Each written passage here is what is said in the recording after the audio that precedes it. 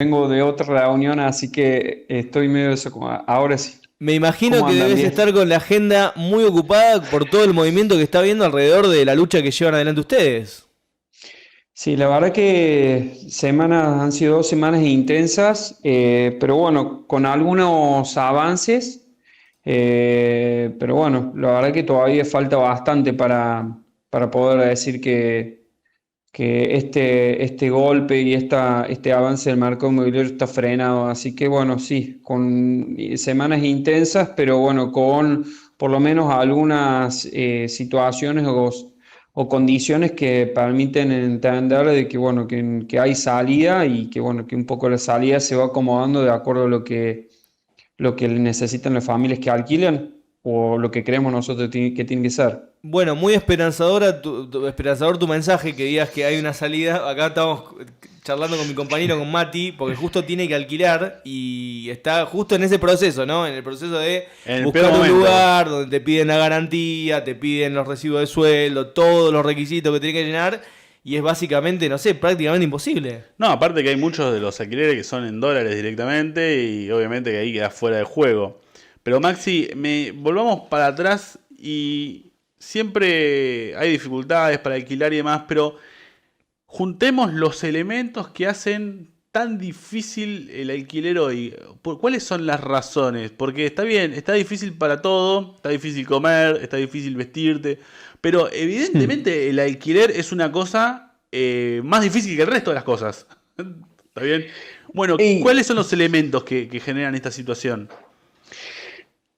bueno, la verdad que los elementos son muy variados, principalmente porque nosotros creemos que si bien lo que vos comentabas que está difícil conseguir, bueno, comer, vestirse, ni hablar de vacacionar y otras cuestiones que uno tiene en la vida cotidiana, la realidad que hay ciertos derechos básicos que tenemos los argentinos y argentinas que muchas veces no se ponen en discusión y no se ponen en discusión y que el Estado se garantiza. Uno de ellos es la educación y otro es la salud, donde el Estado, tenemos un Estado presente que tiene participación en garantizar ese derecho, un sector privado, pero que se entiende que tiene una función social. Y el problema está en que cuando hablamos del derecho constitucional de acceder a la vivienda, eh, ese Estado no está y hay una Claro. lógica de mercado. O sea, hay una lógica en la cual se intenta manejar una regla de oferta y demanda y la verdad que en ese sentido se profundiza una situación de desigualdad que históricamente existió en la Argentina, que en un momento se intentó regular y que con esta promesa de libertad de mercado, de dolarizar la vivienda, que fue en la época de la dictadura, y iba a generar mayor oferta y esa mayor oferta iba a generar que primero los precios de los alquileres bajaran y que sea mucho más accesible la vivienda y bueno, no sé, la verdad que los hechos demuestran que es todo lo contrario. Y eso es un poco también la molestia que hoy tenemos las organizaciones de inquilinos, de que tratan de traer esas recetas que no solamente no funcionaron en la Argentina, sino que no funcionan a nivel internacional. Entonces, el problema está en que a toda esa ausencia del Estado se le ha sumado una situación económica muy grave y una pandemia que nos destruyó.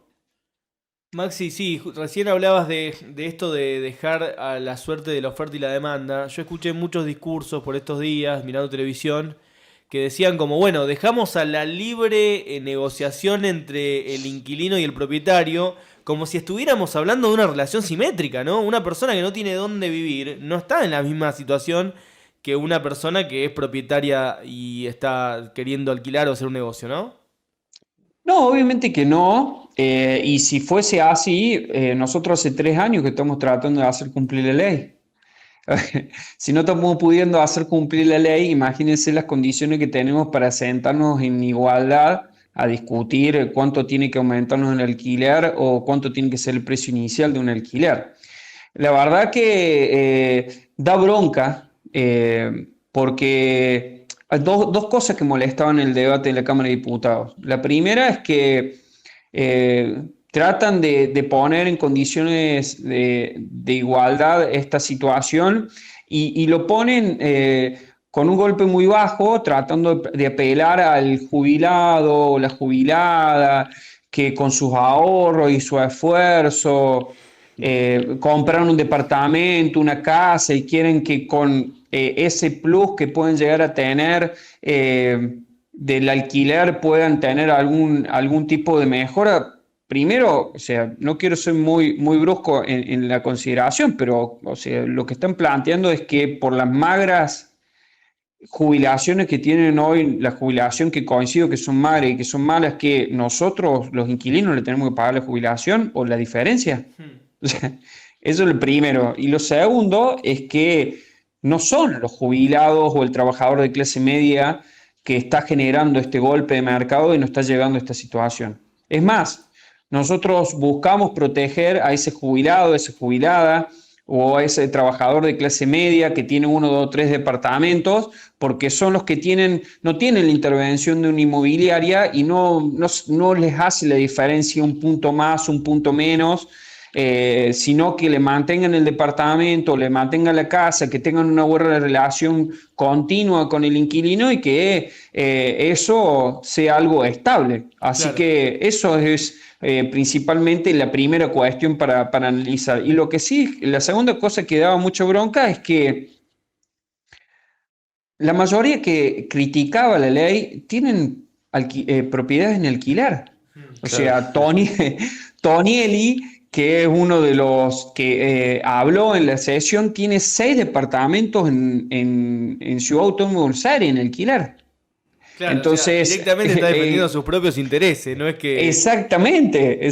O sea, es como que en qué posición te estás poniendo vos. ¿Estás representando a los ciudadanos de Ciudad Autónoma de Buenos Aires? No. Si el 40% de la gente alquila y tiene una crisis habitacional importantísima, no lo está representando. Y tampoco lo está representando al pequeño propietario, porque tenés 6 departamentos. Claro.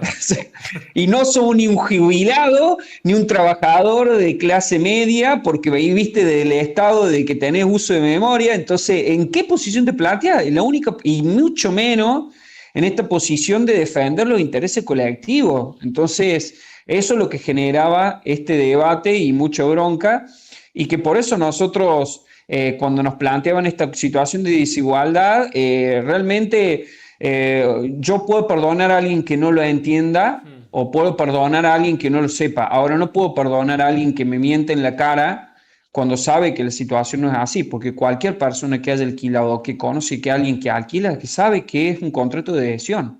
Estuvimos viendo en las No, redes esto que mencionabas vos. Hay un Instagram que es Inquilinos Agrupados, que es una agrupación de acá de Capital, y posteaba justamente esto, ¿no? La cantidad de departamentos que tenían muchos de los que se oponían a que haya una regulación del Estado. Después tuvo directamente Javier Milei, que proponía que no haya ninguna ley y se paró y se fue en determinado momento. sí. No, bueno, aparte fue una expresión de hoy, lo que es hoy la política, que incluso hasta Milei lo critica, porque Milei, sin él haberse sentado, porque ¿cómo fue la discusión de la Comisión de Labor Parlamentaria? Para lograr tener los suficientes diputados para lograr el quórum, que dijeron, bueno, vamos a tratar todos estos proyectos. Pero en realidad lo único que iban a debatir eran los dictámenes que ya había, Claro. porque los otros necesitaban 2/3, con lo cual no se alcanzaba. Entonces, los sentaron a los libertarios, o los libertarios consideraron sentarse porque se iba a tratar la derogación, pero en ningún momento había condiciones para generar la derogación. Pero ellos fueron funcionales para que existiera el quórum, para después levantarse e irse. O sea, Claro. un circo lo que hicieron. Ahí Un hubo circo. un tema también, perdón, porque con el tema del quórum y eso hubo un tema, ¿no? Entiendo que los diputados del Frente de Todos votaron en contra de esta reforma que que empeora las circunstancias, ¿no? Porque ustedes están pidiendo que haya una ley de alquileres que sea progresiva y que proteja al inquilino. Ahora lo que se votó fue media sanción para una reforma que perjudica todavía más porque plantea que se revise el precio cada pocos meses. Tiene una Cada serie 4 meses, que el ajuste, bueno, ya en algún momento repasaremos lo que implica la medida de sanción, pero no solamente vuelve a las instancias anteriores, sino que incluso vuelve a derechos que habíamos adquirido hace más de 30 años. O sea, porque la verdad que modificó hasta la ley, no lo que había modificado la ley de alquileres, sino lo que había modificado la ley de locación urbana hace 30 años. Es un desastre lo que han hecho. Y sí, Ah, yo supongo que apuntás a la falta de estas 13 personas en el oficialismo, que yo creo que esto también eh, refleja un poco que ha habido, o en su efecto, una confianza que no se iba a conseguir el quórum. Eh, pero por lo menos lo que nosotros vimos durante lo que fue el tratamiento en el 2022 y lo que fue el dictamen de mayoría y cómo votó el bloque en su conjunto, yo creo que hay una idea generalizada y bueno, se retransmite en lo que hoy se ve en el Senado de que volver esta situación para atrás o la media sanción no es algo que apoye hoy el oficialismo. Sin embargo, creo que fue un error. ujú. Yo creo que fue un error, porque me parece que independientemente que no se hayan dado las condiciones, no es lo mismo tener de diferencia de 1 o 2 votos que tener una diferencia superior a 12, 13 votos, y creo que las condiciones hubieran sido distintas. Así que igual hay que hacer salvedades porque había algunos diputados que estaban en el sur y no podían volver por el tema de pronóstico, había algunos que estaban con carpeta médica, o sea, no ha sido, creo yo que no ha sido una decisión política de no ir, sino algunas complejidades. Si Ujú. no, no creo que el bloque se hubiera expresado en ese sentido. A lo sumo se hubiera abstenido o no hubiera bajado a debatir.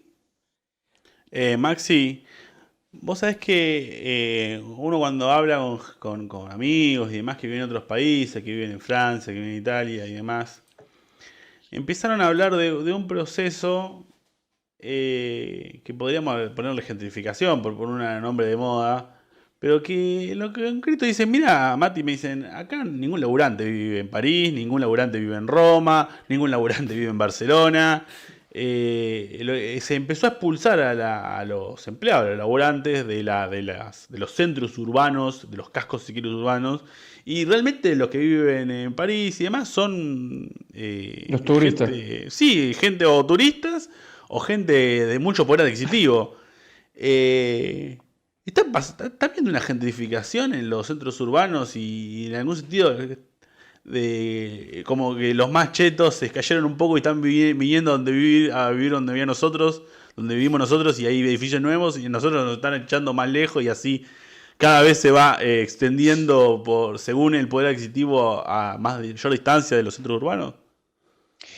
Sí, nosotros lo que vemos es que hay dos cuestiones que me parece que son importantes de destacar, que la primera es que hace muchísimo tiempo en la Argentina, por una parte, por el Estado, el desarrollo inmobiliario o la construcción no has tenido un objetivo, una mirada en términos de solucionar el déficit habitacional, Claro. sino que ha sido como instancias o medidas para poder reactivar o frente a crisis, generar reactivaciones en términos económicos.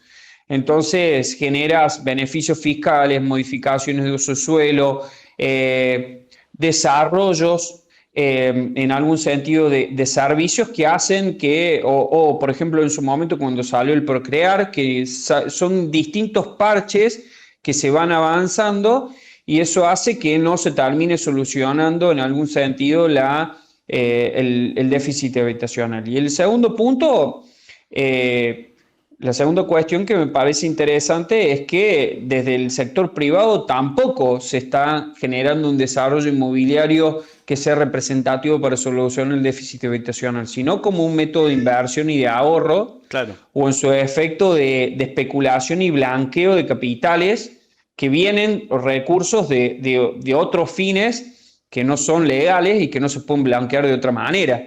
Entonces, la combinación privada que no tiene con ese objetivo de solucionar el déficit habitacional y por el otro lado también la pública en este sentido, desde el Estado, genera que nosotros en los últimos años hemos tenido un desarrollo inmobiliario importantísimo en Argentina que no se ha replicado en dos cuestiones que uno asociaría que deberían ocurrir. O sea, o que haya más propietarios o en su defecto que bajen el precio de los alquileres. Bueno, Claro. ninguna de las dos cosas sucede. Hay más propiedades O sea, solamente. Más propiedades. exactamente. Claro. Vos encontrás en los grandes centros urbanos desarrollos de torres con o sea, torres con niveles de amenities muy altos que uno supone que no lo va a comprar un trabajador de clase media o ese laburante que hoy está alquilando y quiere vivir o tener su casa propia. Entonces, la verdad que empieza a surgir esta situación que no solamente empezamos y que empieza a generarse toda esa lógica de construcción que no soluciona el déficit habitacional, sino que creo yo que también eso se profundiza con una contradicción que para mí es muy, muy clara, donde por un lado el sector privado, los desarrollistas, las inmobiliarias, plantean que el Estado no se tiene que meter y tiene que manejarse dentro de las lógicas de las reglas de mercado, ¿sí? Para que, porque esta libertad de mercado va a generar mejor oferta. Bueno, no hay que meterse, no se tiene que meter. Ahora, les piden que tengan beneficios fiscales para construir vivienda. Les piden al Estado que modifique un uso de suelo o código de edificación para que puedan construir viviendas. Entonces, ¿cómo es esto? Claro, no se quejan cuando el Estado ayuda a los propietarios. Exactamente. O sea, no se quejan cuando te ponen infraestructura, servicios, desarrollo y que todo eso hace que te aumente el valor sin que vos hagas nada, porque no haces nada, solamente haces un lobby y una negociación. Se modifican y sacan ordenanzas para eso te aumenta la rentabilidad y la respuesta tuya es que el Estado no tiene que meterse para que regular el alquiler o para que no expulse a las familias que alquilan. Entonces, la verdad es que se socializan las pérdidas y se privatizan las ganancias siempre para los empresarios. Entonces, por eso yo creo que sí, que no solamente está sucediendo esto, pero sí en los puntos en particular o en los lugares donde vos planteas, el problema también es una cuestión turística y una situación de que hay una informalidad muy grande en lo que son los alquileres temporarios o turísticos. Entonces, Francia es una expresión característica del gran problema que tienen con respecto a lo turístico, lo Airbnb. No solamente que en Francia se ha avanzado en la limitación del lugar, del tiempo, sino a su vez también en los lugares. ¿Cuáles son los lugares donde puede alquilarse por Airbnb o esta plataforma y cuáles no? Para aplicarlo un poquito a la audiencia, esa es una plataforma que permite alquilar directamente a turistas temporariamente los departamentos y eso está sacándole la posibilidad de alquilar a mucha gente que necesita alquilar para vivir. No, y aparte en Argentina tiene la particularidad de que sea en dólares, entonces un propietario se ve muy tentado a alquilar en dólares a un turista y no en pesos a un... Y hay una falta de regulación total porque eso, bueno, como vos comentabas que en Francia se está regulando. Yo en realidad te quería preguntar cuál es la situación en Córdoba, porque nosotros conocemos más la situación de Capital Federal, y también para ir a una cosa que vos dijiste que fue muy interesante, que es cómo estas reformas que planteaban retroceden a derechos adquiridos, ¿no? Como que quitan derechos adquiridos. Nosotros lo analizamos mucho la política acá, siempre desde los de abajo, desde los trabajadores, los sectores populares, y vemos que en el mercado, en los lugares de trabajo está pasando también un poco esto, ¿no? Como que mediante una reforma laboral te van quitando derechos, es como que se va avanzando en distintos aspectos contra cosas que habíamos ganado desde hace mucho tiempo. Y también me gustaría preguntarte, hago tres en una, pero bueno, para que vayamos desarrollando, ¿cuál sería la reforma, cuál sería la ley de alquileres que realmente están reclamando, ¿no? Los inquilinos que se agrupan en estas organizaciones de defensa de nuestros derechos? Bueno, la situación de Córdoba no dista mucho de la realidad de lo que pasa en Ciudad Autónoma de Buenos Aires o en el resto del país. Incluso es más, yo sigo insistiendo que cuando uno discute lo que sucede en las grandes metrópolis es muy complejo por la demanda que tiene en particular, pero que si uno se va adentrando en los territorios o en las ciudades o en los pueblos dentro de cada una de las provincias, la situación es mucho más dramática. Ujú. Porque vos vas a una ciudad mucho más chica o un pueblo mucho más chico y los que tienen el rol de ofrecer el mercado o la inmobiliaria se pueden agrupar en un grupo de WhatsApp de 10 personas y ahí van definiendo ciertas lógicas de mercado mucho más fácil que en una ciudad más grande. Hay mucho más informalidad también, que eso hace también que se haga mucho más difícil alquilar. Mira, por ejemplo, nosotros acá tenemos una escuela de gendarmería en Jesús María. Está más o menos a unos 20 kilómetros de la capital, un poquito menos. Y Jesús María, como el gendarme, es estable y tiene una necesidad sí o sí de alquilar. La gente que vivió históricamente ahí en Jesús María no puede alquilar si no es gendarme, ¿entendés? Mm, Entonces, y también la condición de ser gendarme no es porque ser gendarme te da un status quo mejor, sino que por ser gendarme, obviamente en términos de poder adquisitivo estás mejor, bueno, te exigen mucho más cosas. Entonces, Claro. nosotros tenemos esta distorsión de que lo que vos alquilas un departamento en una zona periférica de la ciudad de Córdoba, bueno, sale una pieza en Jesús María. Y claro. no solamente sucede en Jesús María, sino que empieza a suceder en las localidades de alrededor, Colonia Carolla, Sarmiento, etcétera, que van generando esta situación. Entonces se complejiza mucho más. Y ni hablar de la parte turística, que puede ser las sierras de Córdoba, donde, bueno, ahí respondería un poco a tu segunda pregunta de cómo está siendo hoy en día la situación o estas modificaciones de la ley. Eh, la verdad que para nosotros es preocupante porque en este debate que nosotros tuvimos presentes en el Congreso, eh, esta disociación de la realidad inquilina era muy grave, ¿sí? A tal punto que daban ganas de saltar y pegarle a algunos, porque sí, sí, sí, te inspiraba y te salía ese instinto primitivo de decir, no podés estar diciendo eso. Claro. Y bueno, una de las cosas que nosotros no solamente el aumento de esta paridad de igualdad entre inquilino y propietario, que es ridícula, sino esta cuestión del plazo de 3 años. O sea, la verdad que el que no ha alquilado no va a entender lo traumático que es mudarse. O sea, Terrible. o el esfuerzo Tal cual. psicológico que te genera saber Mm, que tenés un plazo para quedarte en la calle. mm. Entonces, plantear que de 2 a 3 años es lo mismo, que yo lo entendería si vos me decís, mira, la verdad, el promedio de las familias que alquilan terminan alquilando a lo largo de su vida, no sé, 8 años. Y bueno, si vos estás discutiendo si son 3, 2 años, bueno, en vez de ser 3 contratos, capaz son 4, capaz que son 5, pero no, pero hay gente que va a vivir toda su vida alquilando. Mm.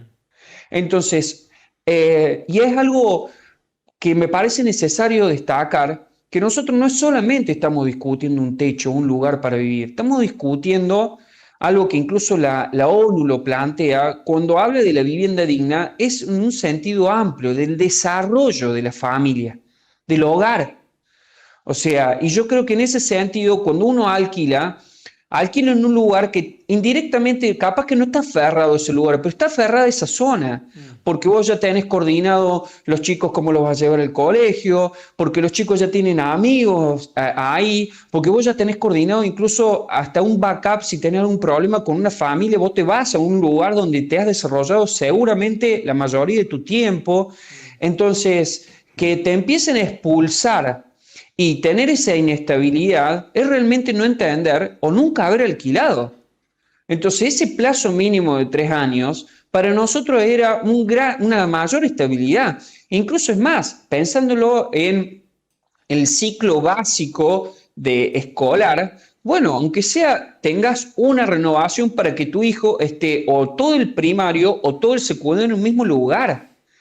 Y desde ahí seguir discutiendo estas complejidades de que muchas veces terminan no solamente pagando lo mismo, estando en una zona mucho más periférica, sino que en términos de tu vida y de tu hogar te lo complejizan y te lo encarecen mucho más. Porque si vos te vas a una zona mucho más alejada, tenés que contratar o un cole o un transporte para llevar a tu hijo, o te complejiza mucho más en el laburo, porque vos seguramente estás laburando en una zona y te quedaba mucho más cómodo para ese lugar. Entonces, transporte, tiempo, dinero. La verdad que el plazo mínimo, en eso buscábamos nosotros la esencialidad. Pero hay dos cosas que para mí son muy preocupantes y eso, por eso te decía yo que volvemos a 30 años atrás. O sea, la ley 23091, que es la ley de locaciones urbanas, surge en una crisis importante en la Argentina donde donde vos para poder ingresar a una vivienda te exigían entre 18 y 24 meses de alquiler por adelantado.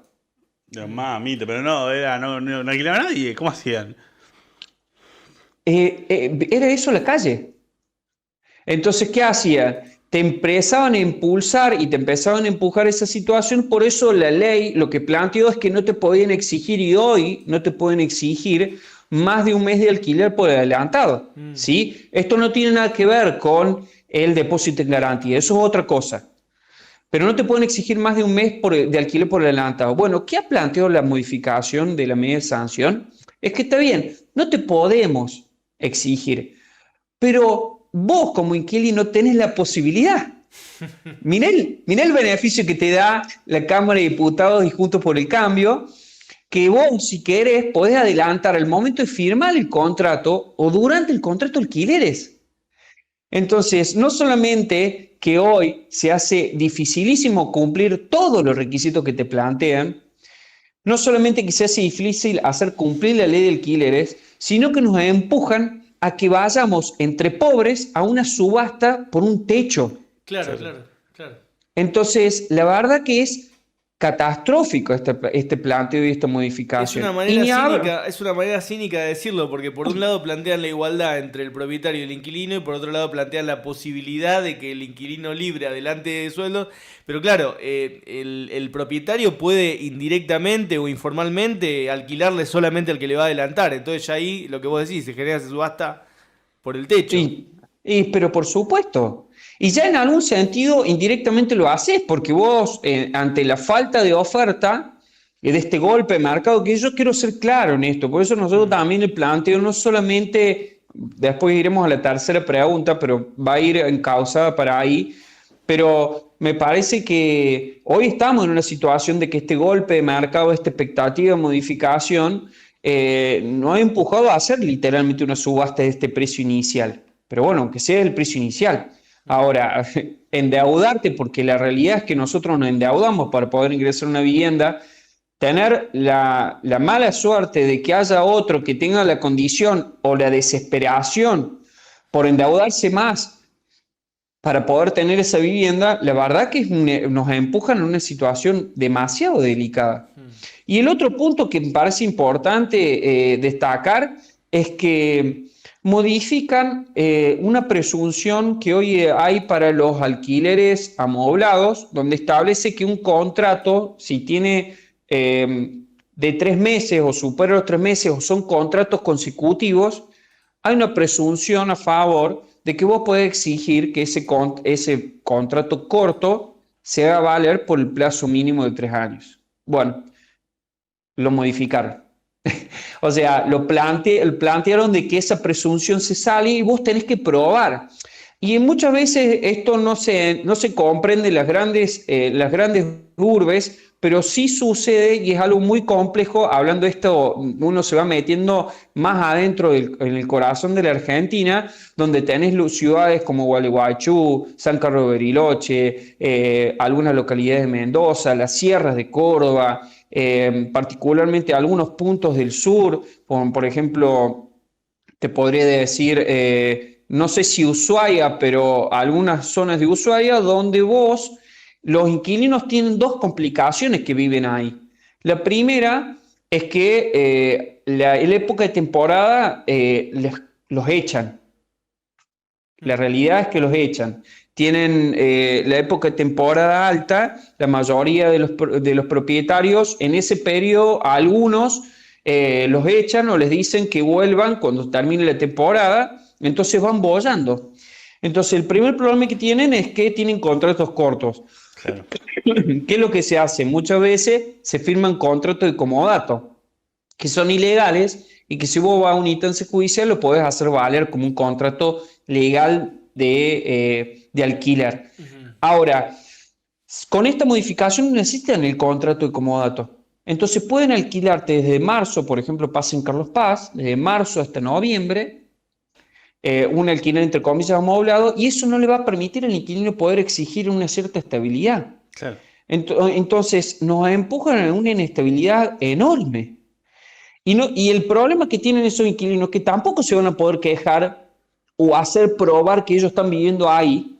¿Por qué? Porque a su vez la mayoría de los que concentran el rubro gastronómico, el rubro hotelero, son los que tienen las propiedades en alquiler. Y el rubro hotelero gastronómico es el que le da el trabajo a esos inquilinos e inquilinas que viven en esas localidades. Entonces encuentran una doble desigualdad o una doble complejidad. Se pueden pagar no solamente el techo, sino que si se quejan, pierden el laburo porque no los contratan. Entonces, yendo a tu tercera pregunta, nosotros creemos que hay dos líneas y dos caminos que nosotros tenemos que recorrer. Primero, un camino que va de la mano del Poder Ejecutivo, que va en una discusión, como recién planteaba, de un Estado presente, de un Estado que tiene que estar vigente y tiene que estar activo. Y creo yo que frente a esta retracción de la oferta o expectativa que se ha inculcado y que lo del tema de las plataformas virtuales no es solamente una búsqueda de rentabilidad de un propietario o de pequeños propietarios porque le conviene mucho más, sino también una lógica del mercado. Lo vemos en Ciudad, ha sido un estudio, creo que es la UNSAM, o no me acuerdo qué universidad, o el CELS, no me acuerdo cuál fue, donde reflejaba que había solamente 4 inmobiliarias o usuarios de la plataforma que tenían cada una 100 propiedades. Claro. En la plataforma. ¿Y qué hacen con esto? La comisión inmobiliaria la cobran o los honorarios inmobiliarios son más altos y a su vez también están dolarizados y los cobran mucho más rápido y mucho más periódico que en una lógica en la cual vos tenés, por ejemplo, un contrato de 3 años. ¿Sí? Entonces no es simplemente la búsqueda de rentabilidad o el jubilado o la jubilada que quiere buscar suplir esa jubilación magra, sino es una lógica también del mercado. Incluso salió una nota en La Plata donde planteaba que que había estado coordinándose a algunos propietarios para decir, bueno, hasta que no salga la ley, nosotros no vamos a poner las viviendas en alquiler. Y tenemos casi 120.000 viviendas de acá a diciembre con contratos que se van a vencer. Entonces, lo primero que nosotros tenemos que plantear es una declaración de una emergencia habitacional. O sea, el debate creo que tiene que ser un debate profundo que va en paralelo, pero nosotros tenemos que declarar la emergencia habitacional. No podemos seguir discutiendo o seguir negando esta realidad. ¿Qué implicaría la emergencia habitacional? ¿Implicaría, por ejemplo, obligar a estas personas a que pongan las casas en alquiler? ¿Permitiría que el Estado digamos, gestione de alguna manera esa situación? Y me parece que da herramientas mucho más fáciles en términos ejecutivos como para mejorar las condiciones del alquiler. O sea, nosotros lo que primero proponemos es que en este sentido se suspenda, se prorroguen de manera automática por lo menos hasta el 31 de diciembre los Claro. contratos. Bien. Con esta situación te da un margen para que si vos se te está por vencer, que nos pasó en la pandemia, se te está por vencer el contrato, aunque sea, tenés un margen de 3 meses como para buscar y también tenés un margen como para discutir en otras condiciones con el propietario, porque tenés la condición o me prorroga el contrato o si no discutimos en otros términos un nuevo contrato. Claro. No es que vos me decís, bueno, es este contrato o la calle, como hoy está pasando.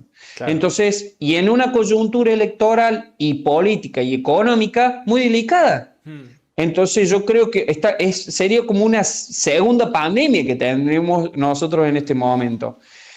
Segundo, el congelamiento del precio de los alquileres, con lo cual yo creo que en este sentido el Ejecutivo tendría que generar un beneficio, un pago a cuenta de impuestos a bienes personales o impuestos a las ganancias para que los propietarios lo tomen a cuenta de lo que sería ese aumento si le tendría que aumentar el alquiler a esa familia que alquila.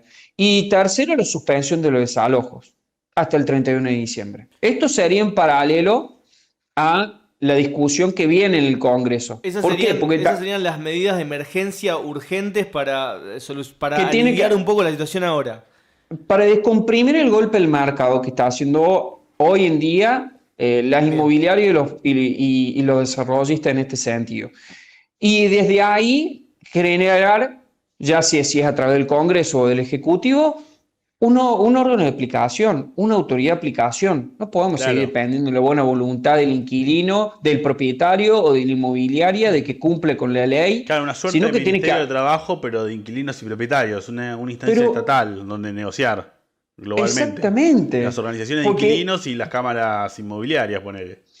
Exactamente, que ahí se pueda, a través de ese lugar, se puedan generar condiciones, por ejemplo, de instancias de mediación, incluso para acercamiento entre problemas que puedan tener el inquilino y el propietario y que se puedan cerrar, que no tenga que ir a una instancia, por ejemplo, una instancia judicial. Claro. Entonces, y además, campaña de difusión, generación de ámbitos en los cuales a través de este órgano de control se pueda sancionar a las inmobiliarias, se puede sancionar a los propietarios, etcétera. Bueno, yo creo que hay una posibilidad de hacerlo en ese sentido. Y después, eso sería por un lado, y por último, la reglamentación del programa de alquiler social, que es un artículo de la ley de alquileres que no está reglamentada y que no se tiene recursos. Entonces, estas cuestiones, que no son menores que la declaración de emergencia habitacional, que es el órgano de control y que es la reglamentación del programa de alquiler social, son trascendentales como para llevar a una mesa de coordinación nacional de alquiler donde esté en esa mesa el representante de los inquilinos, el representante de los propietarios, la Secretaría de Vivienda, la Secretaría de Comercio y el Ministerio de Derechos Humanos y Justicia de la Nación.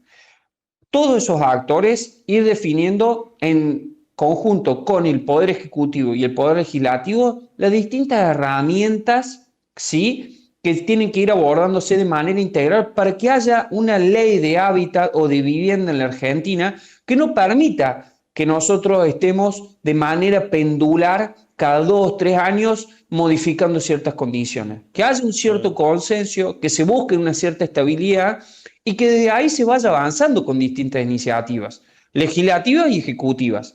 Y me parece que desde ahí lo primordial que puede ir definiendo como primer medida es definir un valor de referencia del alquiler. Claro. O sea, hoy no puede ser que te planteen que no es rentable un alquiler cuando en la mayoría de la extensión de nuestra Argentina un departamento de un dormitorio o de un ambiente supere la canasta básica alimentaria. Claro. Y te dicen que no es rentable y te hablan del dólar y te hablan de esto. Pero ¿qué pasa con el inquilino que tiene que pagarlo? Entonces yo creo que tiene que haber una referencia porque un poco lo que hablamos antes, terminamos cada vez en sectores más periféricos de las ciudades o con menos servicios o con menos infraestructura y pagando más alquiler. Eso es ridículo. Es ridículo que cada vez tengamos menos prestaciones y estemos pagando más alquiler. Entonces, eso es una de los canales que nosotros tenemos que avanzar. Y el segundo es el canal legislativo, que en esto sí creo, y un poco lo que planteamos históricamente, es que la salida tiene que ser una salida integral. No se puede ser que la salida o que el ajuste sea para los inquilinos. Claro. Porque me parece que la discusión de fondo está siendo quién paga la crisis. O la pagan los desarrollistas o los propietarios, o la pagan los inquilinos. Y obviamente Juntos por el Cambio y la oposición ha decidido que es mucho más fácil que le paguen los inquilinos. Entonces yo creo porque ellos son los propietarios. Claro. Claro, exactamente.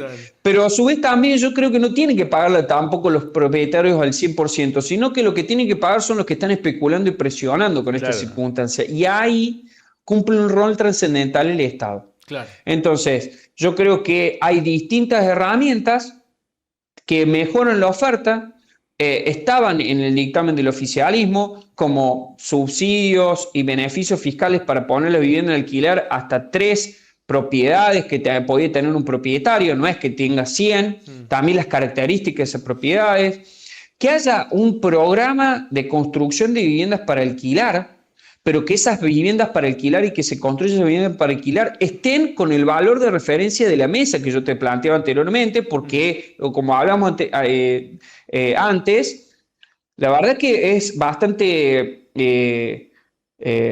irritable, yo no sé qué palabra decir por no repetir tanto enojo, pero, o molesta, pero la verdad que es bastante irritable decirte que con nosotros, que somos los que pagamos los impuestos también, porque nosotros pagamos los impuestos, dotamos de recursos a esos beneficios fiscales, porque algún equilibrio tiene que haber. O sea, citándolo a Milei, alguien lo paga.